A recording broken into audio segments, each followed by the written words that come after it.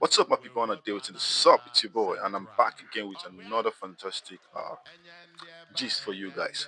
So, the Anambra State governorship election is actually it's around the corner. You get, and candidates are actually they are going on campaigns saying different things. But one thing that stood out is Governor Soludo. This man, I don't know what his problem is. I mean, you are the incumbent governor. When you go for campaign, why not just talk about the things you've done, things you are doing, things you are still going to do? But do you know what this man does? Anywhere he goes to for campaign, he only talks about Peter Obi. He only talks about Peter. I mean, Peter Obi is not contesting for governorship now. Peter Obi don't be governor for 8 years ago. Come out. You are contesting with Morgalo, who is the Labour Party candidate. But you will not let us rest. You're always talking about Peter Obi. Now, this is what he said. You know, recently Peter Obi said something during the ADC coalition, after the ADC coalition. He said he's only going to run for just 4 years. He said he's going to run for 4 years, of which after that 4 years, the presidency will go back to the north. You understand? So he does not want to disrupt that. Now, a lot of people, so many people understand him. Why some so-called politicians that we believe are supposed to know better, people like our Governor Charles Soludo, who is a professor and is supposed to know better, has taken it upon himself to just, you know, throw his, let me not give him a direct insult here because they will come carry me. That's the next thing they will do. So he has decided to put his intellectual capacity one side and then just talk like, like a lot of people that he employs on the streets of Anambra State. Okay. He said that for someone, a politician in Nigeria, to say such thing, that the person needs a mental evaluation. So he's indirectly calling Peter Obi a mental patient now. That's what he's indirectly calling Peter Obi. You get? He said that it is not possible that a Nigerian politician cannot do that.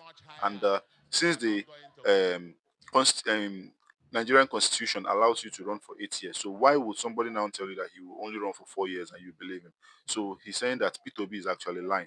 Now, why he was doing that, one thing I observed is that the people who were there presently were not vibing to those things he was saying. Because in Anambra State, Peter Obi is actually very much loved. Peter Obi is actually very, very much loved. Everybody loves Peter Obi. Like 99.9% of Anambarians love Peter Obi.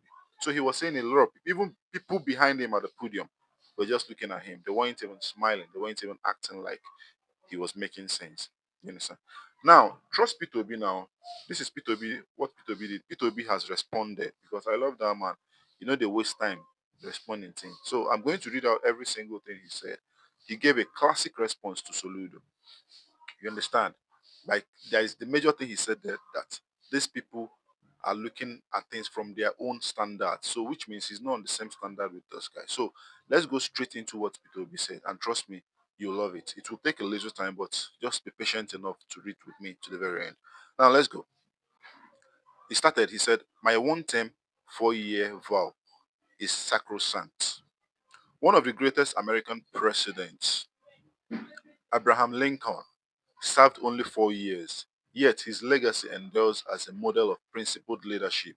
Another iconic figure, John F. Kennedy, did not even complete a full term, yet his vision and ideals continue to inspire generations. In Africa, Nelson Mandela, revered globally as a symbol of justice and reconciliation, chose to serve only one term as president of South Africa.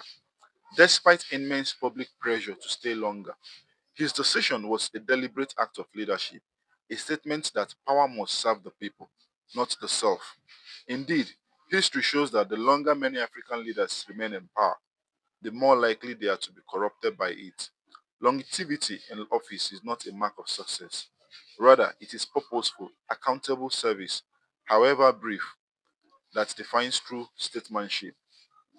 It is within this context that I reiterate my vow. I will serve only one term of 4 years if elected president, and that vow is sacrosanct. I am fully aware that the decay in our society has made trust one of the one of the scarcest and most skeptically viewed commodities.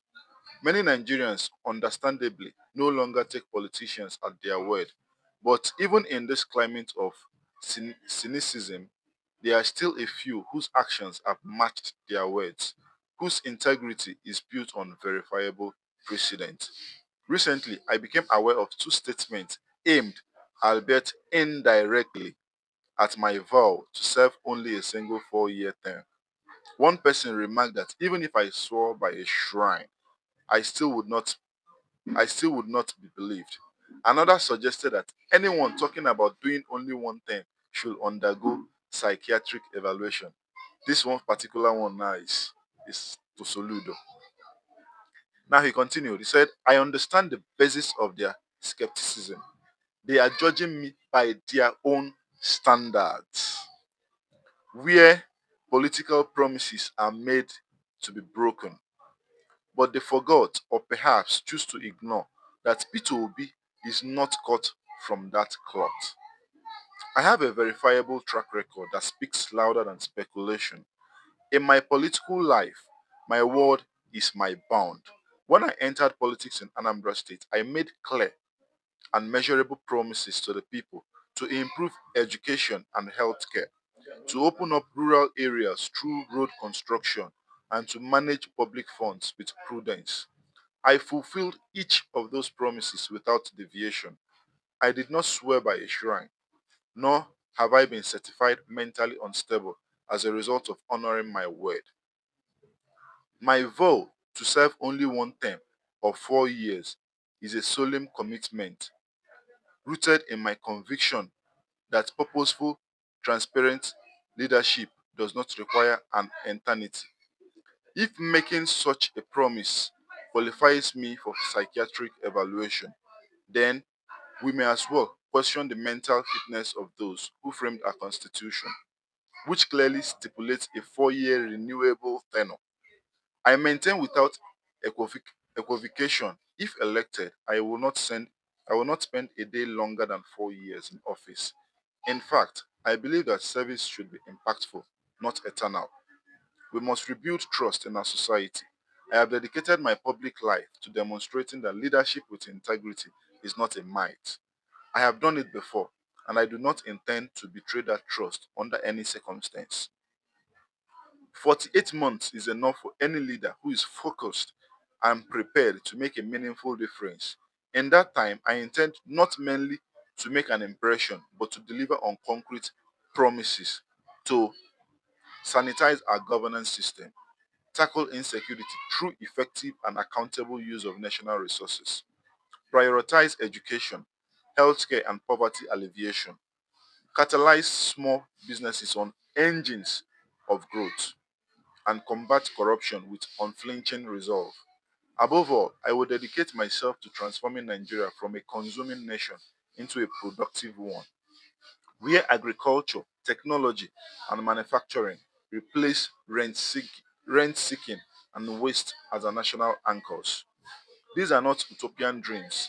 They are realistic, actionable, they are realistic, actionable goals that are achievable within 4 years. A new Nigeria is possible. PO. So this is Peter Obi's response so far.